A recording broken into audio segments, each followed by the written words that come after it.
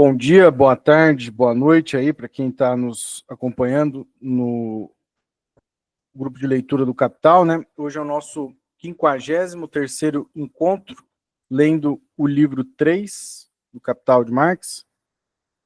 Mais especificamente, hoje vamos começar o capítulo 25, né? Chamado Crédito e Capital Fictício. Então, vou começar aqui a leitura. Uma análise detalhada do crédito e dos instrumentos de que ele se vale, entre parênteses, dinheiro creditício, etc., está além de nosso escopo. Aqui devemos ressaltar apenas alguns aspectos necessários para a caracterização do modo de produção capitalista em geral. Para isso, temos de nos ocupar somente do crédito comercial e do crédito bancário. Deixaremos de fora da análise a relação entre o desenvolvimento desses dois tipos de crédito e o crédito público. Já expusemos anteriormente, entre parênteses, livro 1, capítulo 3, item 3, subitem B, de que modo a circulação simples de mercadorias engendra a função do dinheiro como meio de pagamento e, assim, converte a relação entre produtores e comerciantes de mercadorias numa relação entre credores e devedores. O desenvolvimento do comércio e do modo de produção capitalista, que só funciona com vistas à circulação, amplia, generaliza e aperfeiçoa essa base natural espontânea do sistema de crédito. Aqui, a única função do dinheiro é, em geral, a de meio de pagamento, isto é, a mercadoria é vendida não em troca de dinheiro, mas de uma promessa escrita de pagamento a ser realizada em determinado prazo. A título de simplificação, todas essas promessas de pagamento podem ser aqui reunidas na categoria geral de letras de câmbio. Até o dia de vencimento, quando devem ser quitadas, as letras de câmbio circulam, por sua vez, como meios de pagamento e constituem o dinheiro comercial em sentido estrito. Tão logo são canceladas, mediante a compensação de créditos e débitos, elas passam a funcionar plenamente como dinheiro, uma vez que não precisam se converter finalmente em dinheiro. E assim, como esses adiantamentos mútuos que os produtores e os comerciantes realizam entre si, em forma de letras de câmbio, constituem a verdadeira base do crédito. Também são instrumento de circulação. A letra de câmbio constitui a base do verdadeiro dinheiro creditício, das cédulas bancárias, etc. Estes últimos não repousam na circulação monetária, seja a de dinheiro metálico, seja de papel moeda emitidos pelo Estado, mas na circulação de letras de câmbio. Só duas observações aqui que eu acho que vale a pena já destacar, né? Ele vai, digamos, chamar a atenção aqui uma definição de meio de pagamento, né? A função meio de pagamento, melhor dinheiro, né? Que é uma promessa escrita de pagamento, Marx está dizendo, né? Que vai se realizar em determinado prazo. Então já tem aqui uma distinção importante, né? De meio de pagamento. O que é a função de meio de pagamento, né? Do dinheiro. E a outra coisa que eu ia chamar a atenção é o que ele está chamando aqui de letra de câmbio, né? Letras de câmbio. Que aqui acho que está numa categoria mais geral, né? Mas existe a figura da letra de câmbio hoje em dia. Inclusive, tem pessoas que investem em letra de câmbio e tudo mais. Mas só de uma maneira mais esquemática, acho que é uma carta em que se promete pagar em determinado prazo, né? Ou se entregar uma mercadoria também em determinado prazo, imagino, né? E isso mediante o pagamento, assim sucessivamente. Eu acho que é disso que o Marx está se referindo aqui, né? Só para ter clareza, né? Bom, vou continuar aqui. William Lytton entre parênteses, banqueiro de Yorkshire, Letters on Currency, de 1840. 2 pontos. Abre aspas para essa citação.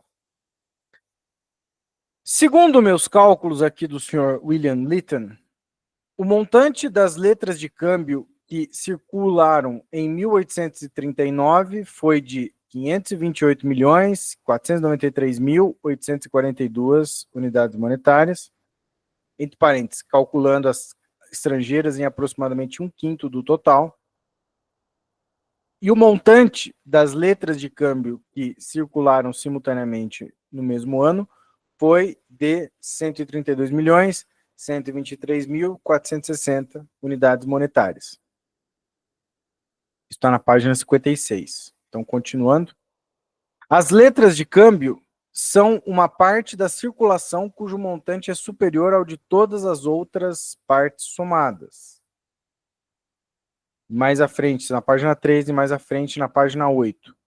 Essa superestrutura colossal das letras de câmbio repousa sobre uma base formada pelo montante das cédulas bancárias e do ouro.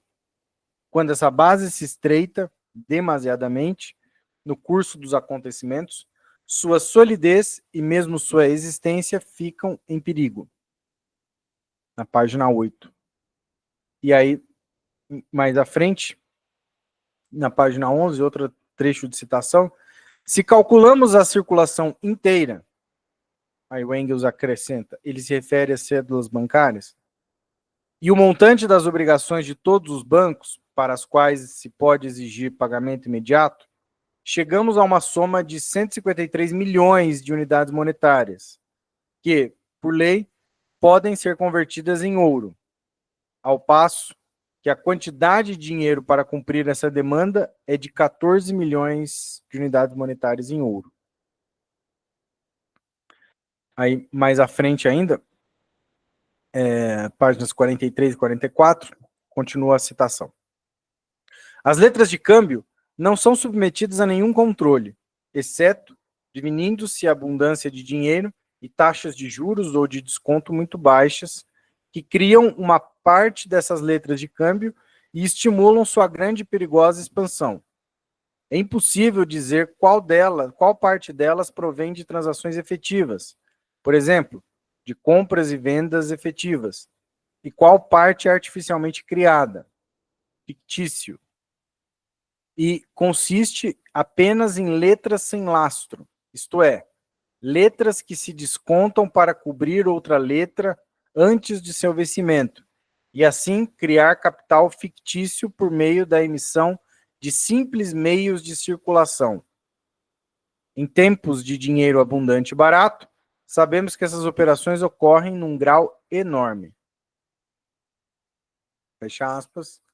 E aí uma outra citação agora de outro autor, texto de 1842, James Watman Bosanquet, que é esse texto aqui, Metallic Paper and Credit Currency. Abre aspas, diz assim o autor. O importe médio dos pagamentos liquidados na Clearing House, aí um acréscimo do Engels, onde os banqueiros londrinos trocam entre si os cheques recebidos e as letras de câmbio a vencer, ultrapassa 3 milhões de unidades monetárias. E a reserva diária...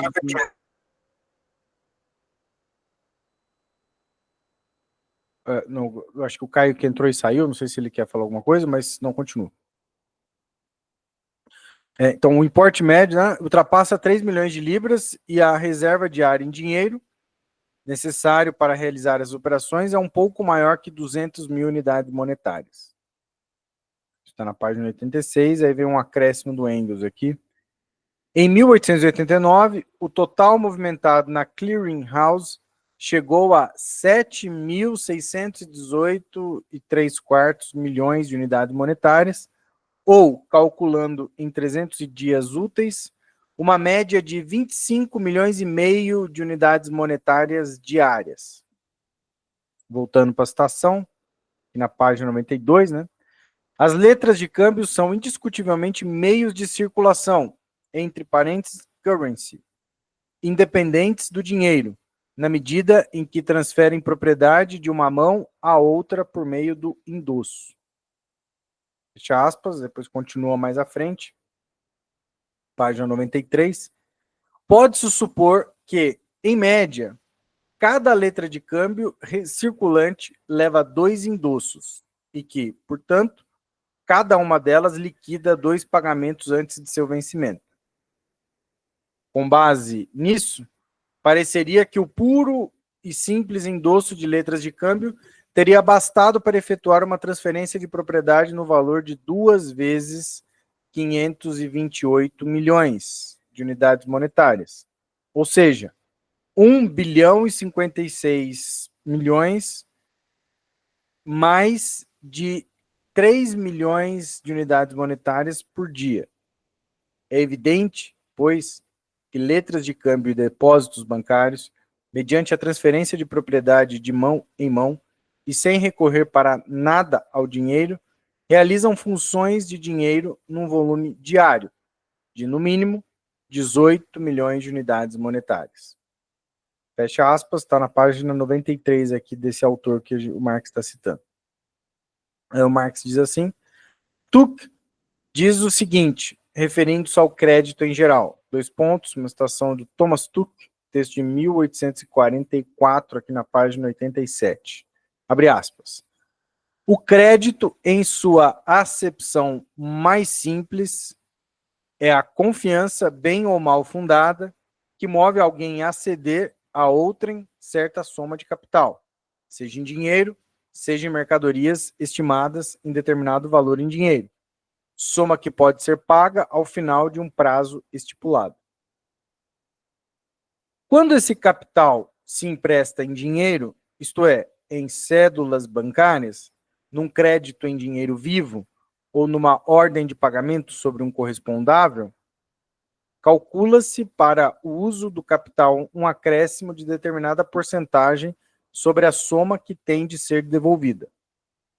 Em se tratando de mercadorias cujo valor em dinheiro se fixa entre as partes e cuja transferência constitui uma venda, a soma assinalada e que tem de ser paga inclui uma indenização pelo uso do capital e pelo risco que se assume até o dia do vencimento. Na maioria dos casos, dão-se em troca desses créditos obrigações escritas de pagamento com uma data de vencimento fixa. Essas obrigações ou promessas de transferíveis constituem os meios pelos quais os prestamistas, quando encontram ocasião para empregar seu capital, seja em forma de dinheiro, seja em forma de mercadorias, antes do vencimento dessas letras de câmbio, podem, na maioria das vezes, contrair empréstimos ou comprar mais barato, uma vez que seu próprio crédito resulta reforçado pelos nomes estampados nas letras de câmbio em adição a seus próprios nomes. Fecha aspas. E ainda o Marx diz, Charles Coquelin, um texto de 1842, diz a página 797, abre aspas. A maioria das operações de crédito se efetua em todos os países no âmbito das relações industriais. O produtor de matéria-prima as transfere ao fabricante, que deve transformá-las e obtém deste último a promessa de pagamento com vencimento fixo.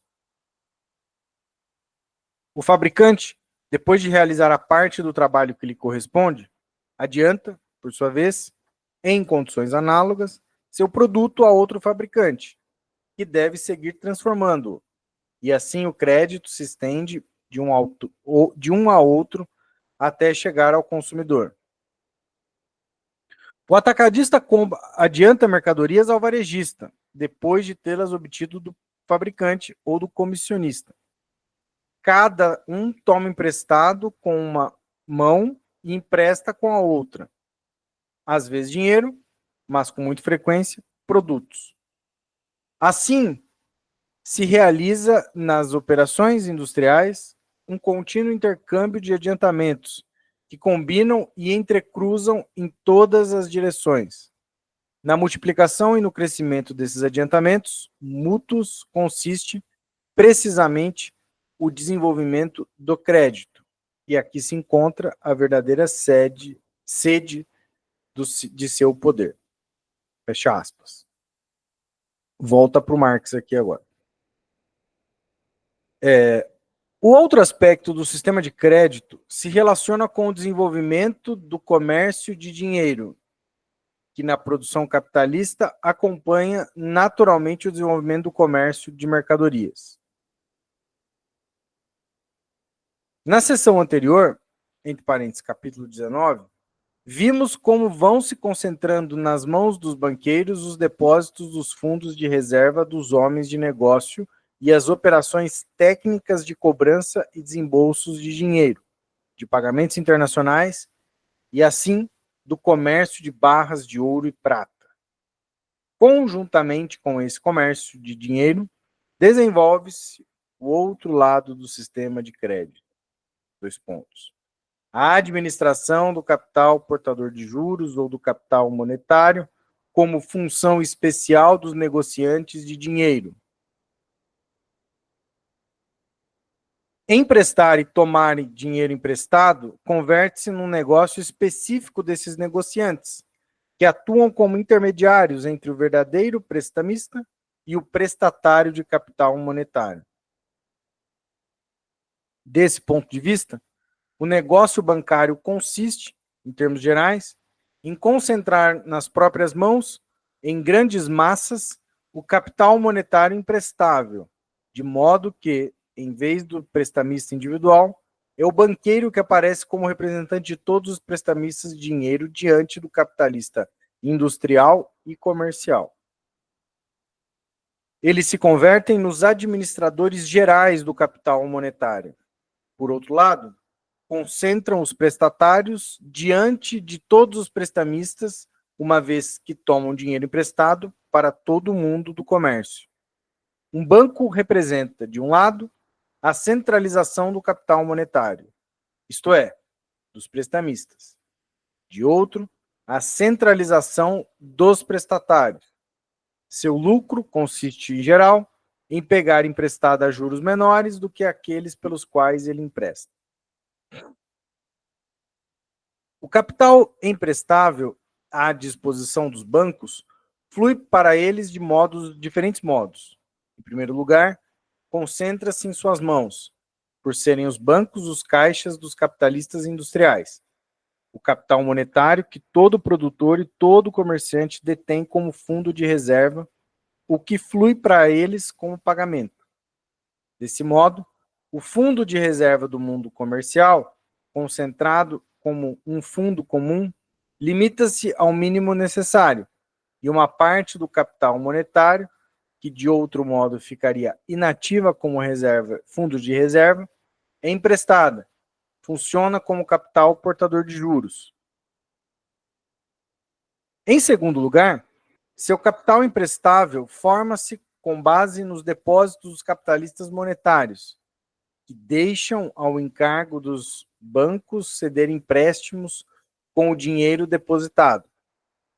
Com o desenvolvimento do sistema bancário, sobretudo a partir do momento em que os bancos começam a pagar juros pelo dinheiro depositado, afluem também aos caixas as reservas de dinheiro e o dinheiro momentaneamente inativo de todas as classes. Pequenas somas, incapazes por si só de funcionar como capital monetário, fundem-se em grandes massas e geram, assim, um poder monetário. Essa acumulação de pequenas somas tem de ser entendida como um resultado especial do sistema bancário e, assim, distinguida do papel intermediário que os bancos exercem entre os verdadeiros capitalistas monetários e os prestatários. Por fim, nos bancos, também são depositadas as rendas que só devem ser consumidas aos poucos. Os empréstimos, parênteses, aqui só nos interessa o crédito comercial propriamente dito, fecha parênteses, se realizam por meio do desconto de letras de câmbio, conversão destas últimas em dinheiro, antes do seu vencimento. e de adiantamentos sob diversas formas. Dois pontos. Adiantamentos diretos com base no crédito pessoal, empréstimos com garantias em títulos rentáveis, títulos públicos, ações de todos os tipos, mas principalmente adiantamentos sob a forma de documentos de embarque, certidões de mercadorias armazenadas e outros títulos de posse de mercadorias, coberturas de depósitos, etc. O crédito concedido por um banqueiro pode, por sua vez, assumir diversas formas, como a de letras de câmbio ou cheques emitidos sobre outros bancos, a de abertura de créditos do mesmo tipo e, finalmente, em se tratando de bancos emissores, a de cédulas do próprio banco. A cédula bancária não é outra coisa senão uma letra de câmbio sobre o banqueiro de dívida à vista e ao portador, o que o banqueiro emite em vez de letras privadas. Esta última forma de crédito apresenta para o leigo um caráter especialmente impressionante e de grande importância. Primeiro, porque esse tipo de dinheiro creditício sai da simples circulação comercial para entrar na circulação geral, funcionando aqui como dinheiro. E, além disso, porque na maioria dos países, os principais bancos que emitem cédulas bancárias são uma espécie de combinação peculiar de bancos públicos e privados. E, como tais, encontram-se na rivalidade respaldados pelo crédito público, de modo que suas cédulas constituem, em maior ou menor medida, meios legais de pagamento. E porque, nesse caso, vê-se claramente que aquilo com que o banqueiro negocia é o crédito, já que a cédula bancária não é mais que um signo circulante de crédito. Mas o banqueiro, mesmo quando adianta o dinheiro vivo depositado em seus cofres, também negocia com todas as demais formas de crédito. Na realidade, a cédula bancária é apenas a moeda do comércio atacadista, sendo sempre o depósito aquilo que, nos bancos, constitui o elemento primordial. A melhor prova disso nos dão os bancos escoceses. Para o propósito aqui, não é necessário considerarmos os diversos institutos de crédito nem as diversas formas dos próprios bancos.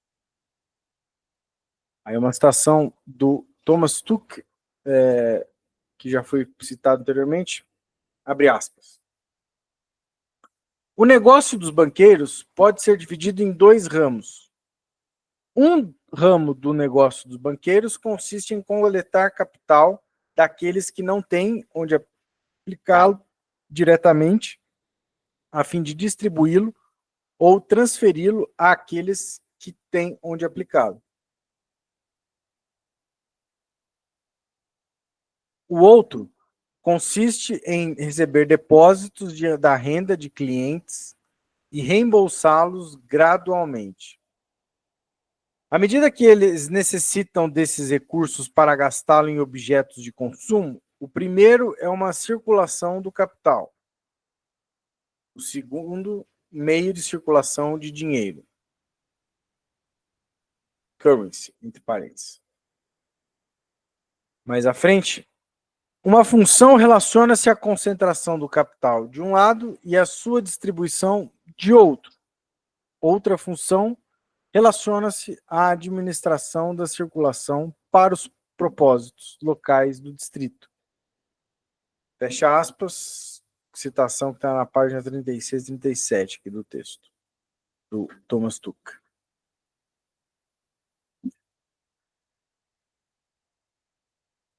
No capítulo 28, voltaremos a esse assunto. Reports of Committees, volume 8, Commercial Distress, volume 2, parte 1, 1847, 1848, Minutes of Evidence, entre parênteses, daqui em diante, citado como Commercial Distress, de 1847 e 48. Fecha parênteses. Na década de 1840, nos descontos de letras efetuados em Londres, foram aceitas em inúmeros casos, em vez de cédulas bancárias, letras de câmbio de um banco para o outro, com vencimento em 21 dias. Aparentes declaração de J. Pease, um banqueiro provincial, número 4.636 e 4.656.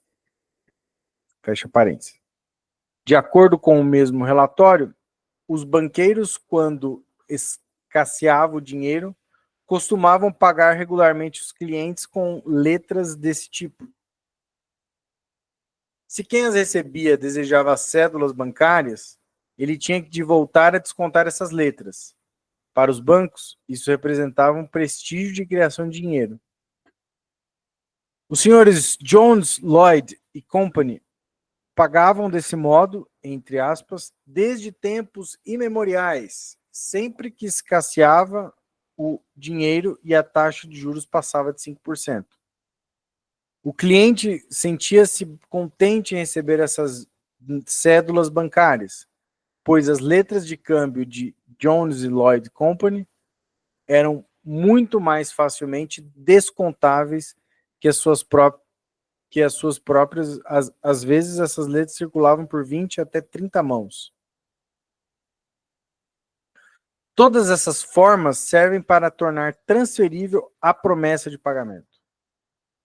Abre aspas. Citação direta aqui do John Fullerton. Texto de 1845. De todas as formas em que se pode apresentar o crédito, não há praticamente nenhuma em que ele não cumpra, às vezes, uma função de dinheiro, entre dois pontos. Seja essa forma a de uma cédula bancária, uma letra de câmbio ou um cheque, o processo é essencialmente o mesmo e o resultado substancialmente idêntico.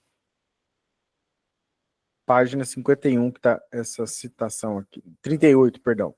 Aí continua, né? As cédulas bancárias são o dinheiro miúdo do crédito. Fecha aspas, página 51, essa citação. Voltando para o Marx. O que segue foi retirado da obra de James William Gilbert, The History and the Principles of Banking, texto de 1834, que diz assim, essa longa citação, né? O capital de um banco está formado por duas partes, dois pontos. Capital de investimento, que é o que a gente chama de invested capital, e o capital bancário, ou em parênteses, banking capital, em que é emprestado. Página 117. Continuando. O capital bancário emprestado, ou capital emprestado, é obtido de três modos. Primeiro, pelo recebimento de depósitos. Segundo, pela emissão de cédulas bancárias. E terceiro, pela emissão de letras de câmbio. Se alguém me empresta gratuitamente 100 unidades monetárias e eu empresto essas 100 unidades monetárias a um terceiro a 4% de juros, ganharei em um ano 4 unidades monetárias com essa operação. O mesmo ocorre se alguém aceita a minha promessa de pagamento. Aí abre parênteses. I promise to pay é a fórmula que costumam adotar as cédulas bancárias na Inglaterra. Fecha parênteses. Continuando a citação.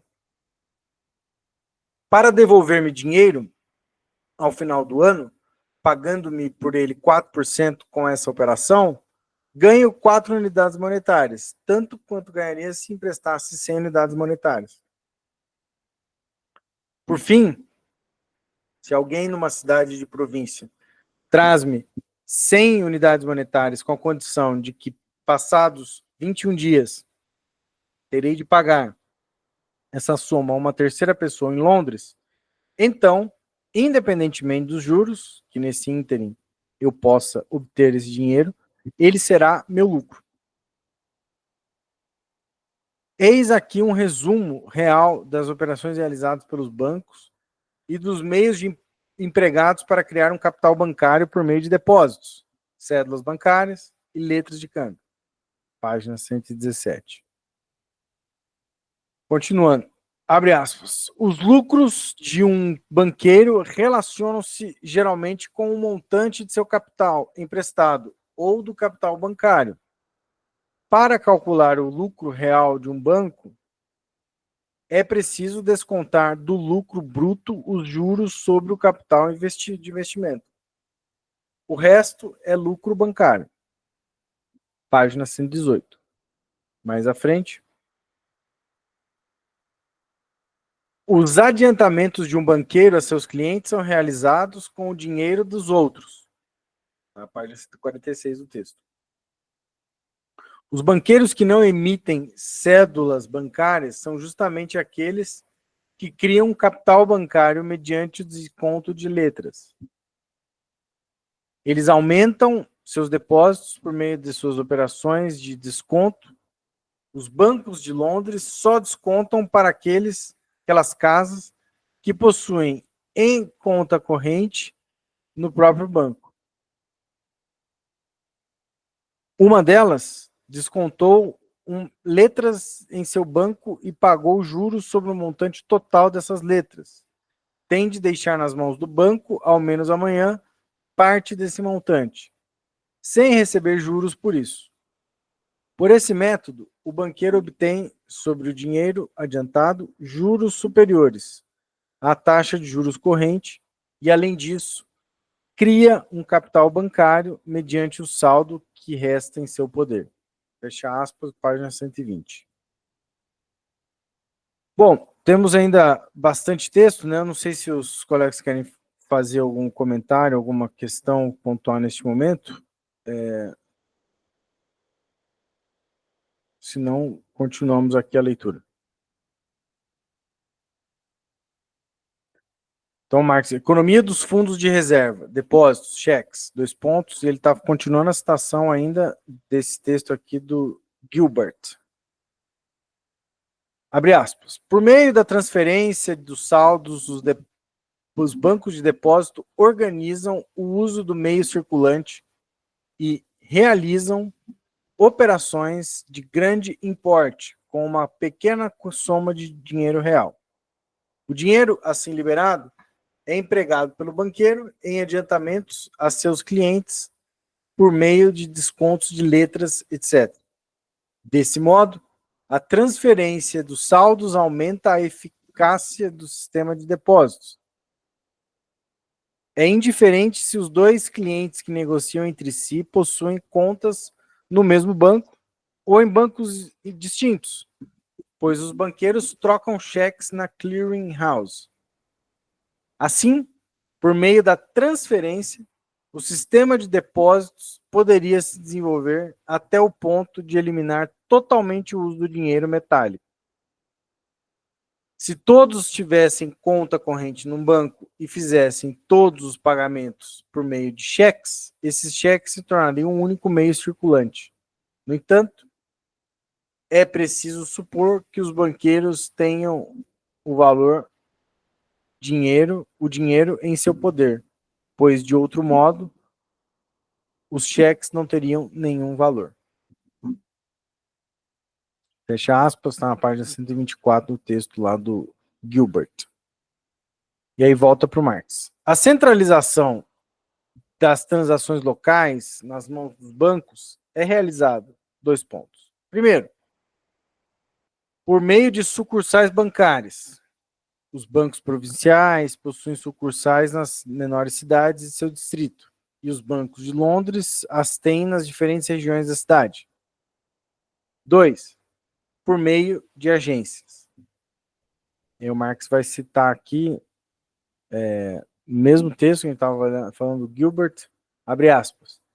Cada banco provincial tem em Londres um agente encarregado de pagar suas cédulas e suas letras, e de receber o dinheiro pago por moradores de Londres, em favor de moradores das províncias. Página 127, continuando mais à frente. Cada banqueiro aceita as cédulas dos demais, mas não as devolve. Em todas as cidades de grande porte, elas se reúnem 1 ou 2 vezes na semana e descontam essas cédulas. O saldo é quitado mediante uma ordem de pagamento a Londres. Página 134. Mais à frente. O objetivo dos bancos é facilitar os negócios. E tudo o que facilita os negócios facilita também a especulação. Negócios e especulação estão, em muitos casos, tão intimamente unidos que é impossível dizer onde de fato acabam os negócios e onde começa a especulação. Onde quer que existam bancos, o capital pode ser obtido em mais facilidade a uma taxa de juros mais baixa. O barateamento do capital favorece a especulação, exatamente do mesmo modo que o barateamento da carne e da cerveja favorece a glutonice e a embriaguez. Página 137 e 138 desse relatório. Continuando. Como os bancos que emitem cédulas próprias pagam sempre com essas cédulas, pode parecer que suas operações de desconto se realizam exclusivamente com o capital assim reunido, mas isso não procede. Pode muito bem ocorrer que um banqueiro pague com suas próprias cédulas todas as letras de câmbio por ele descontadas e que, no entanto, 9/10 das letras de câmbio que se encontram em sua posse representam capital efetivo, embora ele mesmo só forneça seu próprio papel moeda para cobrir essas letras. Não é necessário que esse papel moeda permaneça em circulação até o vencimento das letras. Essas podem, por exemplo, circular durante 3 meses, ao passo que as cédulas que retornam ao cabo de 3 dias. Que os clientes efetuem saques a descoberto constitui uma prática comercial regulada. É, em realidade, o motivo pelo qual se garante um crédito em dinheiro vivo. Os créditos em dinheiro são assegurados não só mediante a garantia pessoal, mas também por meio de depósito de títulos públicos. O capital adiantado com garantia de mercadorias tem o mesmo efeito como se fosse adiantado por meio do desconto de letras. Quando alguém pega emprestadas 100 unidades monetárias com garantia de suas mercadorias, é o mesmo que se tivesse vendido suas mercadorias por uma letra de 100 unidades monetárias e descontado essa letra num banco.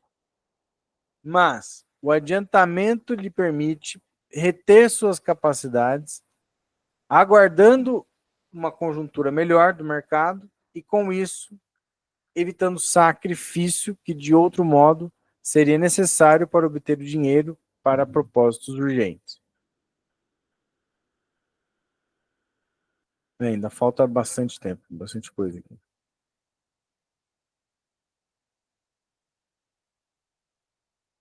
Então, ok. Aí o The Currency Theory Reviewed, né? 1845, e o Marx cita aqui, abre aspas, é uma verdade inquestionável que as 1.000 unidades monetárias que hoje deposito na conta de A serão gastas amanhã e passarão a formar um depósito na conta de B. Depois de amanhã poderão ser gastas de novo por B, depositando na conta de C, e assim sucessivamente até o infinito. Por conseguinte, essas mesmas 100.000 unidades monetárias em dinheiro podem, por meio de uma série de transferências, multiplicar-se numa soma absolutamente indeterminável de depósitos. É possível, assim, que 90% de todos os depósitos na Inglaterra não tenham outra existência senão a de seu registro nos livros dos banqueiros, cada um dos quais é responsável por sua parte correspondente. Assim é na Escócia, onde o dinheiro circulante, e o Marx acrescenta, entre parênteses, que, além disso, é quase todo em papel moeda, fecha parênteses, não excede jamais 3 milhões de unidades monetárias, e os depósitos chegam a 27 milhões.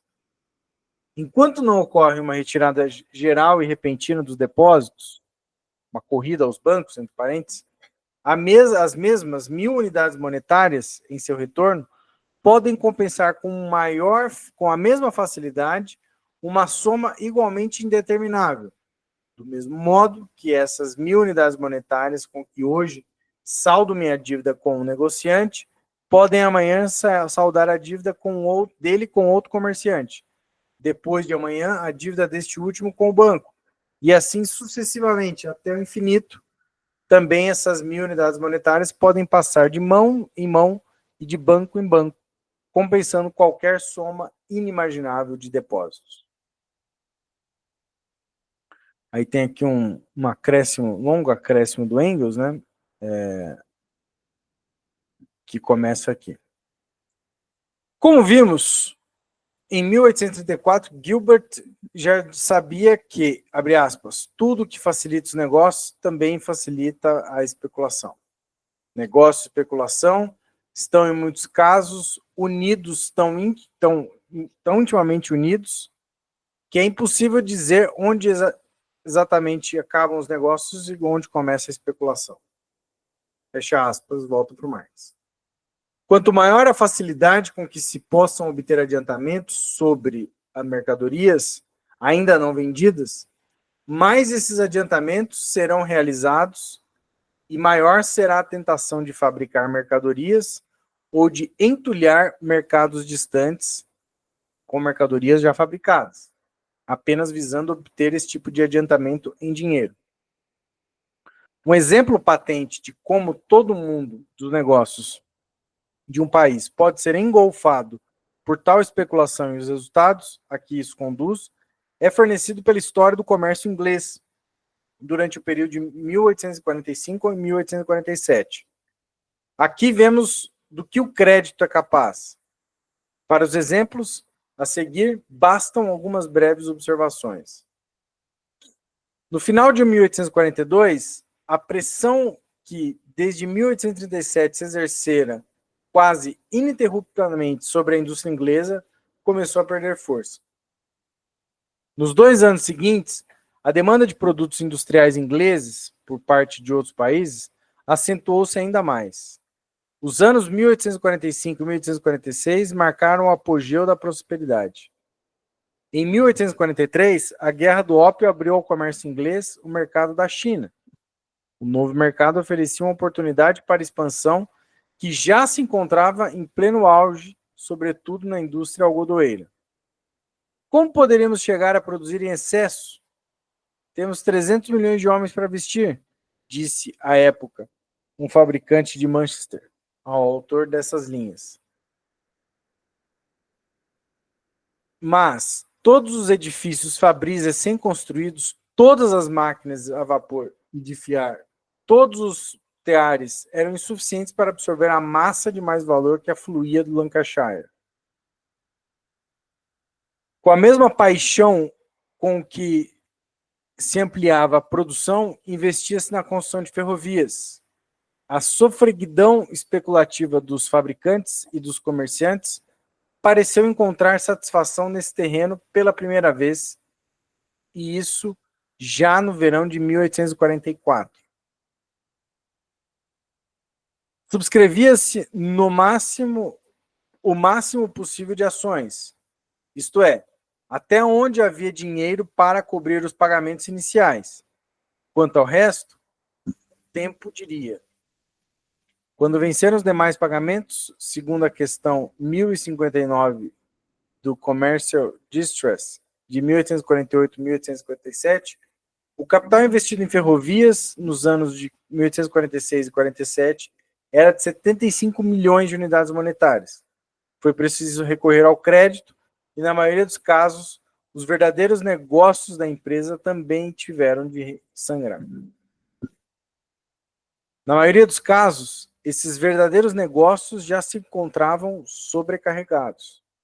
Os lucros, tentadoramente altos, haviam conduzido a operações muito mais extensas do que o justificavam os recursos líquidos disponíveis.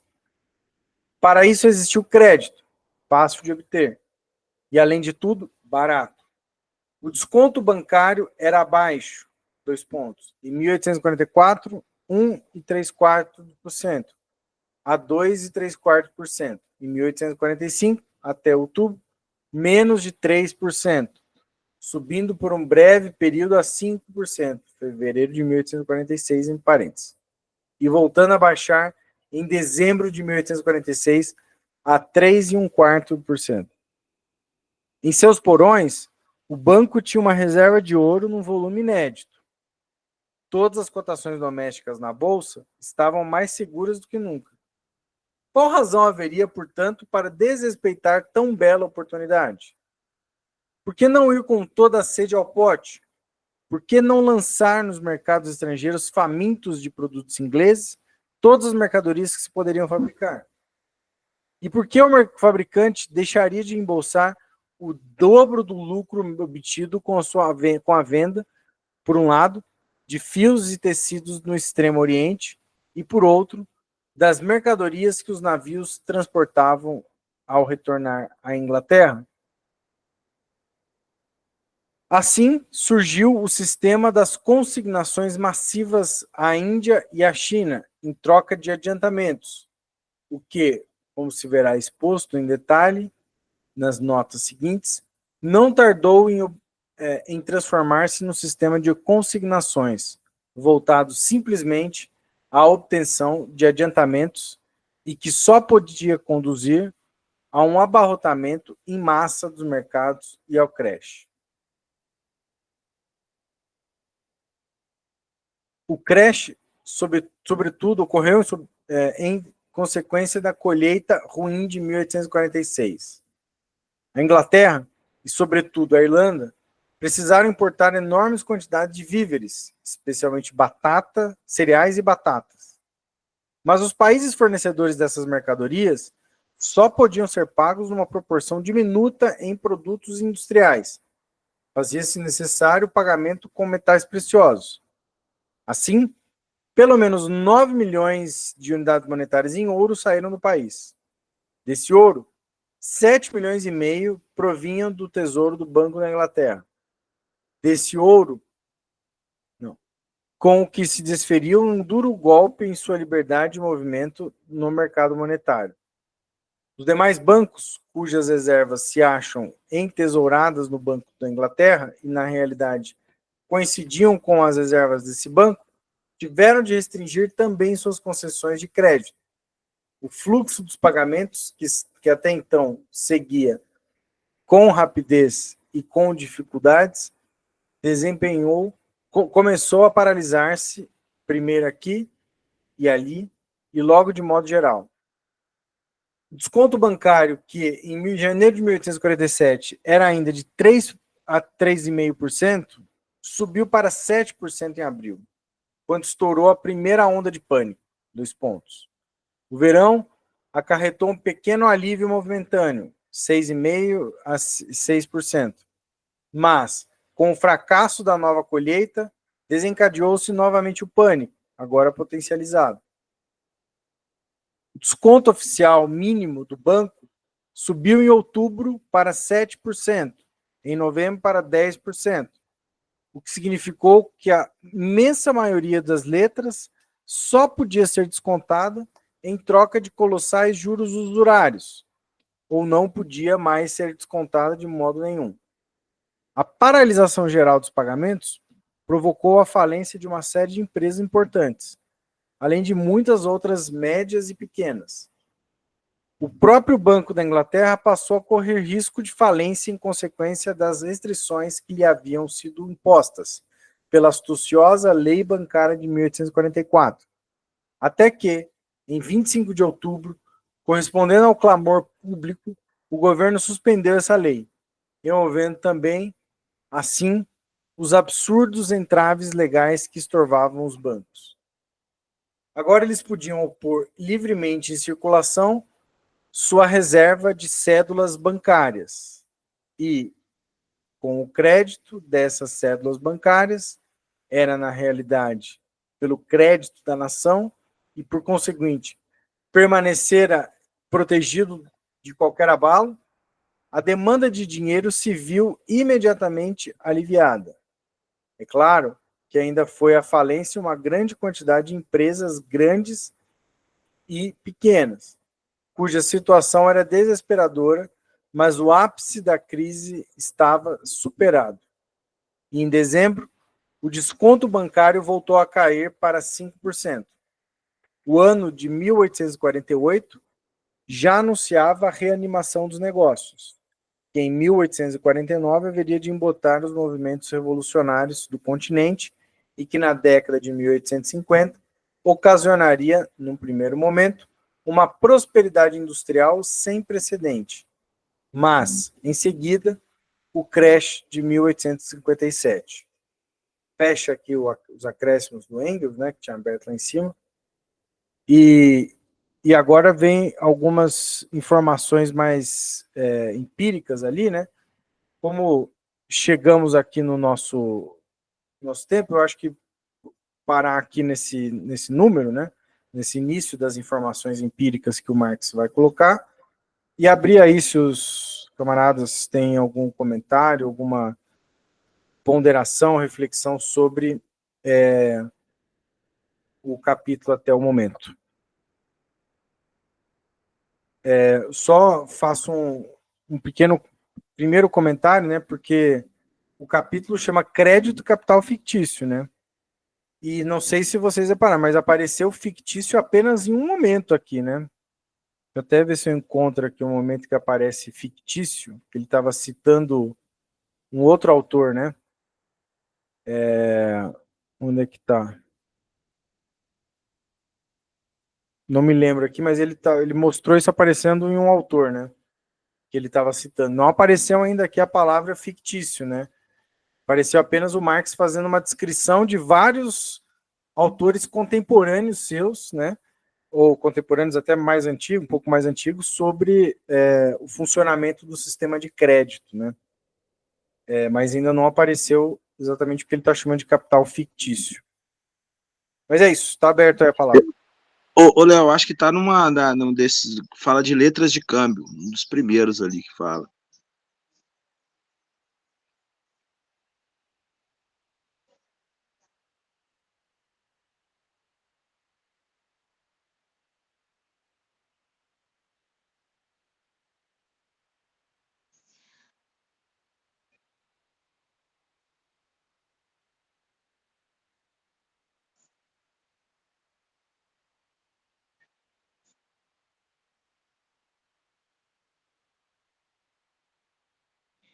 Até o momento, foi a única vez que apareceu a palavra fictício, foi aqui, ó. Né, nessa primeira citação que ele está fazendo, esse William Lytton, que é um banqueiro de Yorkshire, que ele está falando, esse banqueiro, né? A parte aqui, ó, é impossível dizer qual parte delas provém de transações efetivas, por exemplo, de compras e vendas efetivas, e qual parte é artificialmente criada, né? E consiste apenas em letras sem lastro.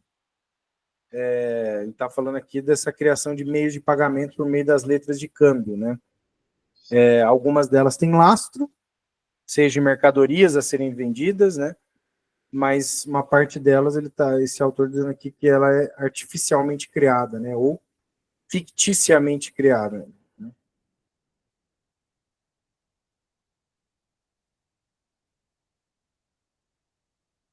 Eu acho que ao todo, ao longo dos próximos capítulos, vai aparecer aí umas 7 vezes, mais ou menos, a ideia do capital fictício.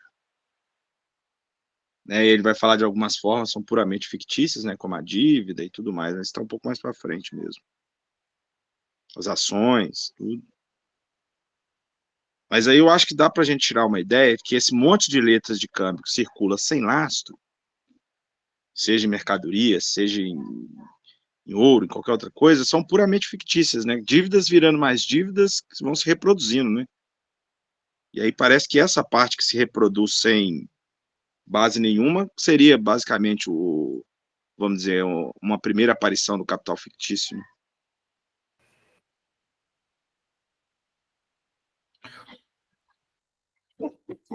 É, eu, assim,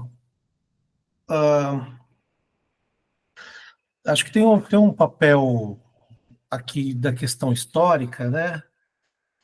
Que o Marx está examinando ali as entranhas do sistema financeiro, né? Da época dele.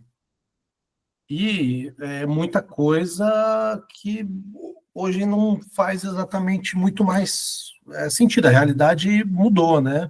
Então, assim, a letra de câmbio, acho que como ele está colocando aqui, é uma promessa de pagamento. Então, o capitalista industrial, comercial, ele fala, olha, eu tenho aqui, comprei matéria-prima, faço essa promessa de pagamento aqui em X dias, ou, enfim, também uma série outra de operações que pode gerar a criação disso. Isso acaba efetivamente circulando, né? Como meio de pagamento, ou seja, alguém. Daí o cara que vendeu a mercadoria, em vez dele ir, ou ele poderia descontar isso aí no banco e pegar dinheiro, ou ele simplesmente passa isso para frente para algum outro fornecedor, e em alguns textos eles falam ali da marcação, né? Então, tinha 20 a 30, né? Porque efetivamente nessa época eles escreviam toda a posse de quem passou isso, né? Essa situação. Hoje isso é feito de forma eletrônica, né?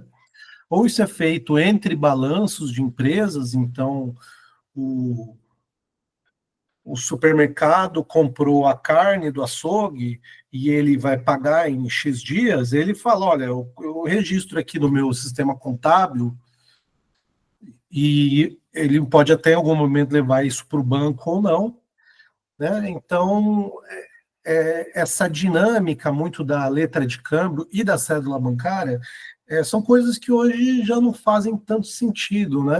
Porque você tem outras operações que elas acontecem por meio das contas, né? Como ele fala ali da conta corrente e do cartão de crédito, né? Que tem dinâmicas um pouco diferentes, né? Porque elas são todas concentradas no sistema bancário. Então, o sistema bancário, e o Marx aborda isso em várias vezes, seja ele captando essas rendas de pequenos, seja sendo o nexo que é concentrador de todos os capitais dos capitalistas, ele vai acumulando poder e vai definindo essas dinâmicas, né? Então, acho que tem, obviamente, uma questão histórica que hoje a operação é um pouco diferente. Mas o que eu acho que é importante a gente absorver, que está ligado com essa questão da especulação, essa, essa esses capitais fictícios, né, as letras de câmbio, as cédulas bancárias, né? Hoje o banco ele não emite o próprio papel moeda, né, como está falando aqui. Ele gerencia isso, o quanto que ele tem de papel moeda com o Banco Central, né, com o caixa que ele tem no Banco Central e etc. e tal. Mas, enfim, o banco ele tinha que ter ali títulos públicos e ouro, né, para gerenciar esse sistema de circulação de pagamento que está rolando. Então, existe uma camada, vamos dizer assim, dessas letras de câmbio, dessas cédulas bancárias, que estão sendo usadas como dinheiro, mas como ele. Essas letras, geralmente, quando são trocadas, elas são descontadas a uma taxa de juros, né? Ou seja, tudo operando ali na base da confiança. Porém, quando vem uma crise, todo mundo quer recorrer para o seguro. Em 1848, 50, que ele está falando aqui, o seguro é o quê? A prata, o ouro, ou até uma letra do Banco da Inglaterra, né? Agora, hoje, a gente está falando de, por exemplo, se você tem uma crise bancária, você tem os fundos de garantidores, né? E você vai abrir, ou seja, você transfere para uma outra conta corrente que vai ter o seu dinheiro lá, né? Essa garantia, esse dado, isso é institucionalizado pelo sistema hoje, né? Ninguém vai lá e se apropria de moeda de ouro, de prata, etc. e tal. Enfim, estou fazendo um resuminho, tentando adaptar um pouco para a realidade. Mas eu acho que a grande questão que está nessa lógica da crise financeira é que, assim, à medida que o banco ele tem esse poder de concentrar e de criar capital, ou seja, criar algo que ele faz um empréstimo ou desconta um título com o dinheiro que ele pegou com outro dinheiro fictício, não, com a promessa de outro, o banco ele está operando duas promessas. Uma ele diz que ele vai pagar 4, a outra ele diz que ele vai receber 10. Então isso estimula a própria especulação, seja no ramo puramente da especulação financeira, ou seja, conceder cada vez mais empréstimo, pegando cada vez mais empréstimos de volta, ou isso transborda para investimento na ferrovia, ou na criptomoeda hoje em dia, no mercado de ações, né? A Bolsa Americana, que está recorde atrás de recorde, né? Então, mas esse mecanismo ele está diretamente ligado a essa camada do capital fictício, né? Ou seja, títulos de dívida que são criadas em cima de promessas que vão ter que ser liquidadas ali no futuro,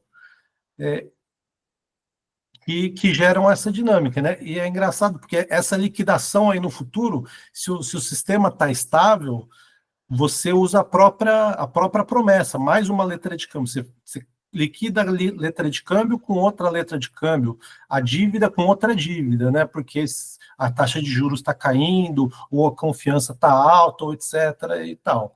E quando o sistema entra em crise, seja pela quebra de safra, pela crise geopolítica, pela falta do petróleo, etc. e tal, aí você vai tentar retornar para um estágio da mercadoria, né? Do dinheiro mercadoria, ou seja o ouro, seja o petróleo, seja, enfim, o título público, enfim. Eu acho que essa dinâmica aí que está bem perpassando aí toda essa discussão.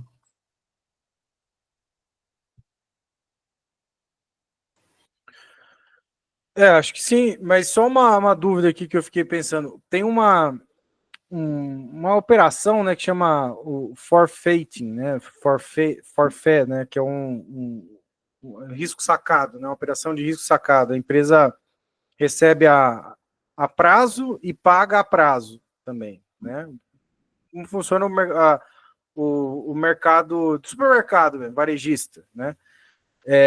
E aí a empresa quer antecipar ela tem que para receber tanto em tal prazo, mas aí ela quer antecipar, ela vai ao banco e o banco antecipa em troca de uma taxa, né? É claro que essas operações elas podem acontecer de vários momentos, seja porque a empresa precisa antecipar pagamentos para adquirir mercadorias, seja porque ela precisa pagar fornecedores. Só que isso pode muitas das vezes, vamos dizer assim, não dá problema, né? Porque se a empresa não coloca esse risco sacado no balanço dela, isso aí pode estourar. É o que aconteceu com a Americanas, por exemplo, né?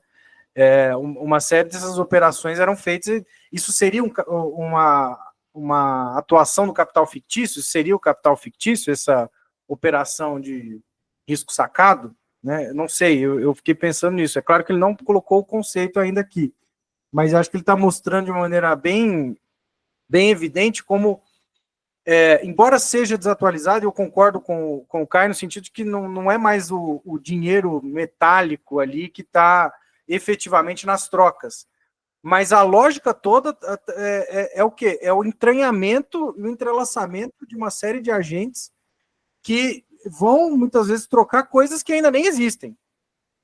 E é por meio disso que a coisa vai funcionar. É claro que aí eu acho que abre justamente esse espaço. Vai começar a trocar isso, antecipar a antecipação antecipada, pode dar um momento de desencontro, aí gera uma crise, né? Eu acho que é isso a potencialidade da coisa aí que aparece até o momento. Warner. Não, também vou por aí, inclusive na parte final ali da fala do Caio, quando ele está dizendo da crise, né, se esses títulos de dívida, né, o Marx chama eles aí de letra de câmbio, mas ele é fictício quando ele não está garantido por nada, seja pela produção de mercadoria, uma transação real, né, e aí essa parte é o que torna ele fictício, porque de fato vai chegar um momento quando, por exemplo, você tem uma crise, que esse conjunto de promessas de dívidas, eles precisam estar respaldados em algo, seja na produção seja a mercadoria real, seja o dinheiro do Banco Central, seja, ele precisa ter liquidez, né? E não dá para você ir saldando dívidas com mais dívidas, porque pode ver, né, quando chega, vem aquela crise generalizada, se corre para os bancos para poder, né, ali fazer a conversão, os descontos das letras e tudo mais, e gera um dos problemas aí que não são pequenos, né? Você vai descontar a letra, o banco não tem saldo, por exemplo, para descontar essa letra em ativos reais, vamos dizer assim. Então, acho que o que é o fictício aí? Eu acho que o conceito vai vir mais para frente. É esses papéis que não tem respaldo, como vai aparecer na nota, na citação aí, nessa primeira citação que o Marx aí recupera. E aí isso vai ser desenvolvido mais para frente.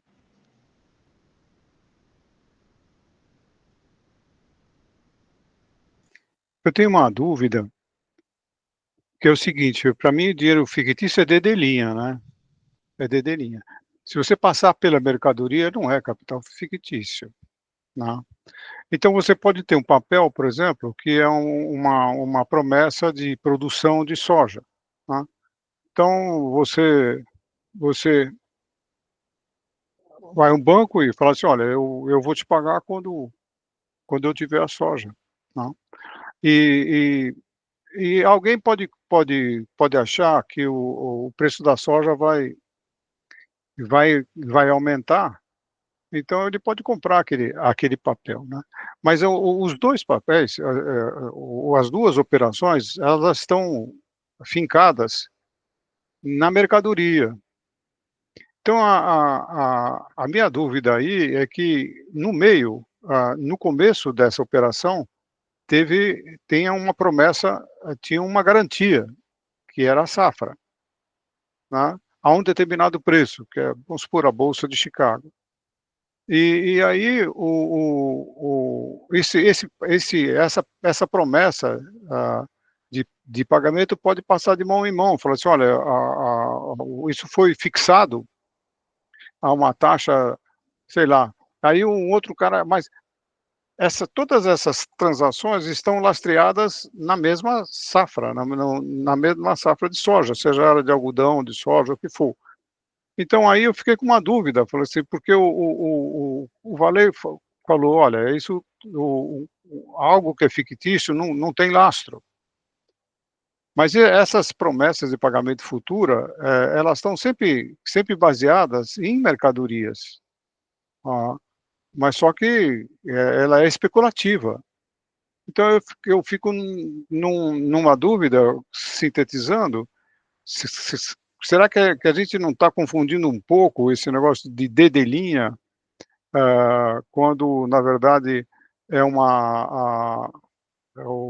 quando a gente fala de algo que está baseado em alguma garantia?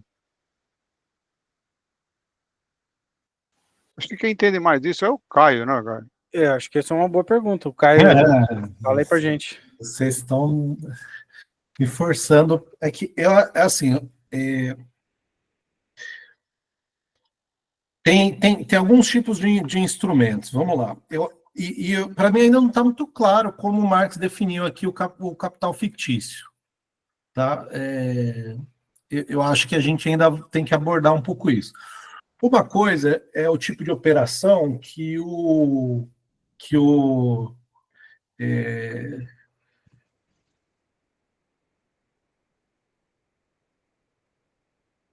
Você ficou mudo, Caio, só para te falar. Alguma coisa aconteceu aí que você ficou mudo. Você perguntou. Acho que eu cliquei aqui sem querer, desculpa. Mas assim, eu acho que vocês ouviram a primeira parte aqui do Marx, né? Beleza. Então, mas assim, existe um tipo de operação que é o seguinte: um adiantamento, algum crédito que na lei brasileira a gente chama de financiamento. Financiamento tem um objeto. Então é o seguinte: financiamento de veículo, financiamento imobiliário. O exemplo do Fernando é um financiamento agrícola. O banco adianta para o produtor de soja que ele vai vender 1 tonelada de soja a X dólares. Ele vai lá e faz um hedge, né? Ou seja, ele já vende no futuro prometendo entregar essa promessa. Então, até aí, eu também entendo que não é exatamente um capital fictício, porque tá tudo, vamos dizer assim, tem um lastro, né? Chegando, e daí, assim,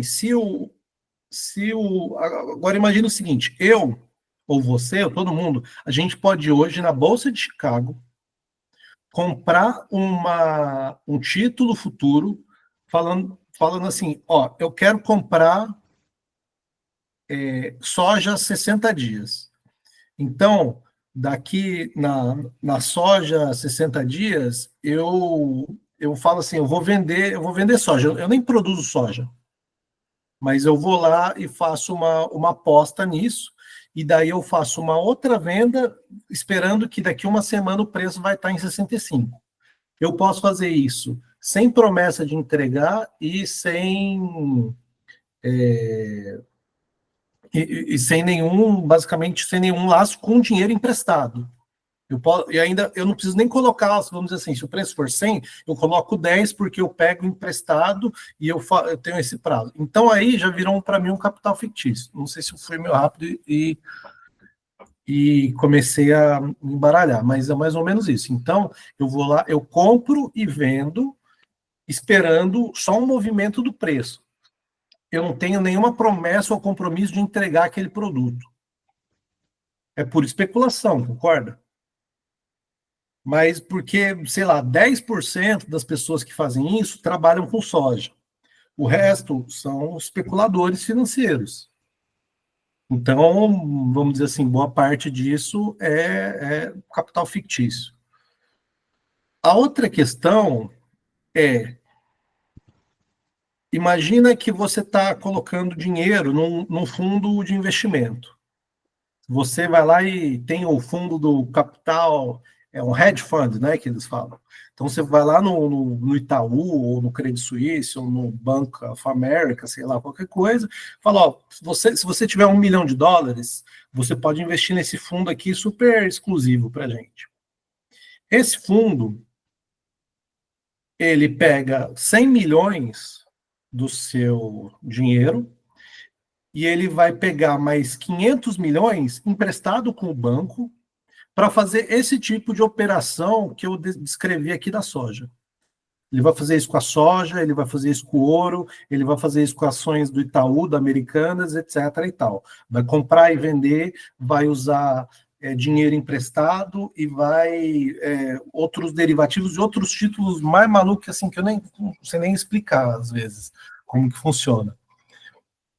Então, só que você, daqui a um ano, se esse fundo der dinheiro, você tirar o seu dinheiro, você recebeu esse capital de volta, concorda? Só que assim, isso não necessariamente produziu mais soja ou fez a americana vender mais, etc. e tal, né? Isso é um capital, para mim, é fictício, porque ele ganhou basicamente nessas especulações e promessas de pagamento. Então, os bancos estão o tempo todo operando esse balanço. Eles estão pegando dinheiro emprestado de outros bancos, de outros investidores, fazendo promessas de pagamento para emprestar para outros que também estão fazendo promessas, né? Então, começa a ficar meio maluco, assim, de onde que é a cobra comendo o próprio rabo, né? Onde que termina uma coisa ou começa a outra? Não sei se eu ajudei ou se eu compliquei.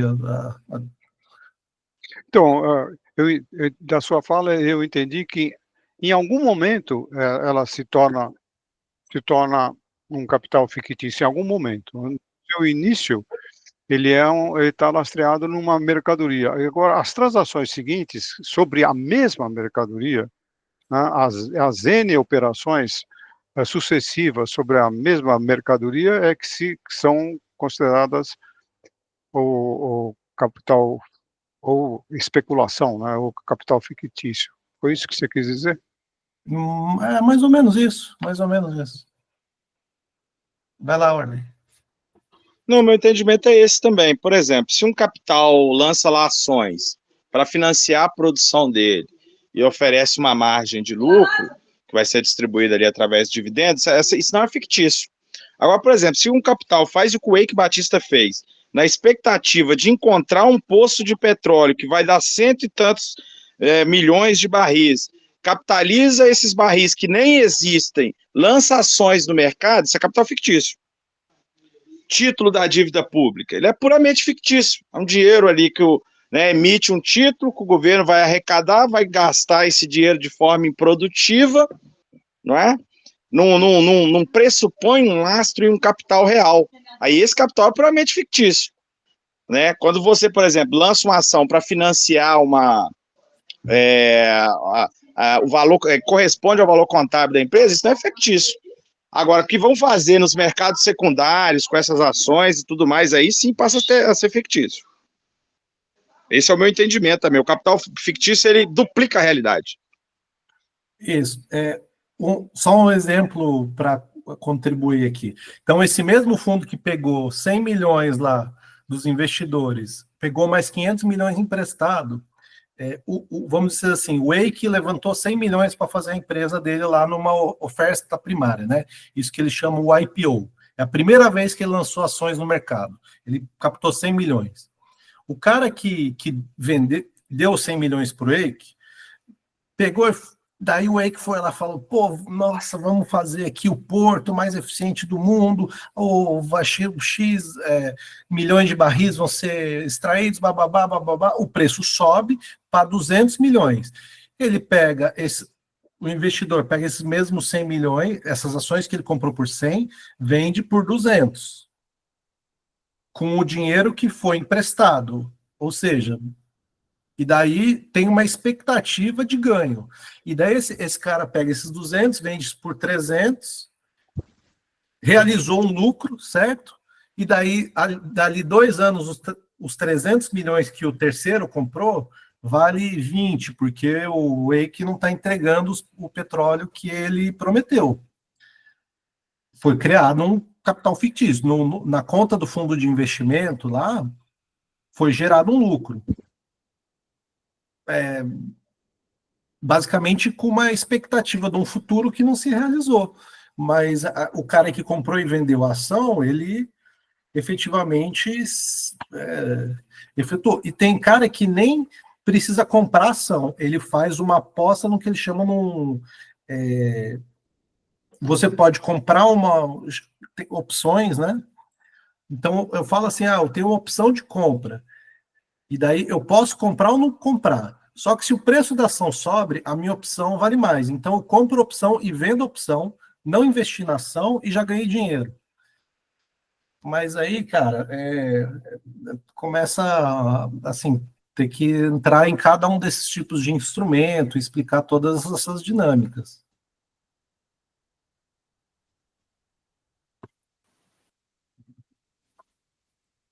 Boto fé. Só para esclarecer o Leonardo, aquele negócio da Americanas foi que um fornecedor da Americanas vendia a prazo para Americanas, mas ele queria o dinheiro à vista. Então o banco comprava esse título desse camarada, tá? Porque a Americanas era um cliente muito confiável. Então o banco ficava com aquele título, tá? E o cara recebia à vista, praticamente, do banco. Só que no registro contábil da Americanas, ao invés deles lançarem o que foi liquidado lá pelo banco com o fornecedor, mais o juro que ele devia pagar para o banco, por causa que o banco pagou, comprou aquele título, ele não lançava o juro. Então, ele lançava como se fosse uma liquidação à vista. Então, isso criou, ele falseou o balanço, porque o juro não era lançado. Quando ele ia pagar o banco, né, ele tinha que sair com juro, só que ele lançava isso à vista, como se, então ele falseou aí o balanço dele. Mas não tem nada a ver com capital fictício, é isso que eu estou querendo dizer. Então, isso é bom esclarecer, não tem nada a ver, isso é uma outra coisa, né? É uma outra coisa. É uma outra coisa. Acho que ficou mais claro agora esse esclarecimento aí. Bom, acho que vamos parar por aqui, né, no nosso encontro de hoje. A gente vai parar especificamente aqui na página 500, não, passou já, acho que é mais para trás aqui. Aqui está 1, 2 aqui. Acho que é mais para baixo, a gente já leu tudo isso aqui, na verdade. Aqui, nós paramos aqui na página 504. A gente começa aqui a partir desse item 1. Uma observação sobre esse final do livro 3. O final do livro 3 mostra uma certa escassez da fala do Marx, né? Eu tenho muita citação nesse texto, né? Parece que aí a coisa já não estava tão cheia dos textos originais do Marx, né? Vocês não acharam? Eu achei um abuso de citação. Né? E pouca conceituação. Ele está meio que só mostrando como que os economistas ali, os agentes do mercado na sua época pensavam, né? O Engels ficou em dificuldade. De fato. De fato. Bom, semana que vem, então, nós continuamos aí a nossa leitura. Valeu, pessoal. Obrigado. Tchau, um abraço a todos. Muito obrigado.